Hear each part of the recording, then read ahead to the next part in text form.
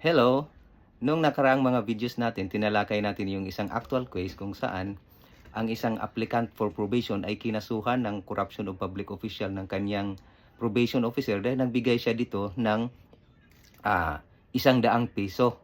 At ang sabi ng ating Supreme Court, ang magiging kaso niya ay dapat attempted lang kasi hindi naman tinanggap ng probation officer yung ₱100.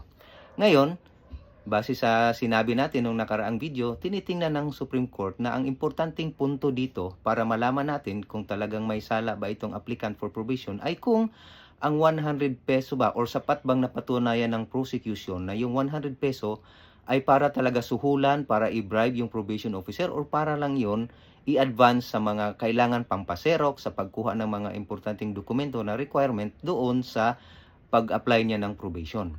Ngayon, tinitingnan ng ating Supreme Court yung circumstances ng kasong ito. Lumalabas na yung applicant for probation, yung akusado dito, ay isa palang foreigner. At dahil isa siyang foreigner, wala siyang alam. Hindi niya alam kung ano ba yung proseso, paano ba yung procedure sa pag-apply ng probation.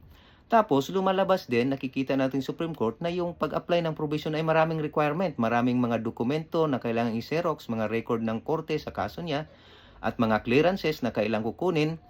Tapos, lumalabas din na yung mga requirements at proseso sa pag-apply ng probation ay malabo, hindi talaga malinaw at minsan hindi clear-cut yung procedure. Kaya nakikita ng Supreme Court na maaaring itong foreigner na applicant for probation ay nalilito lang o hindi niya talaga alam kung ano ba yung proseso sa pag-apply ng probation.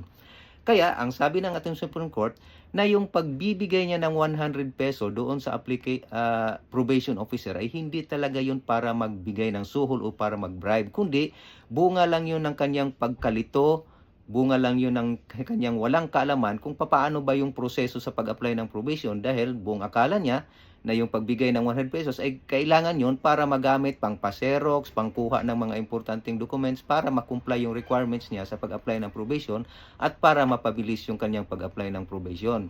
Kaya sabi ng ating Supreme Court, yung ginagawa niyang pagbibigay ng ₱100 ay isang inosenteng gawain at hindi talaga yung krimen. Hindi yon corruption of public official. Kaya sa kasong ito, inakwit siya ng ating Supreme Court.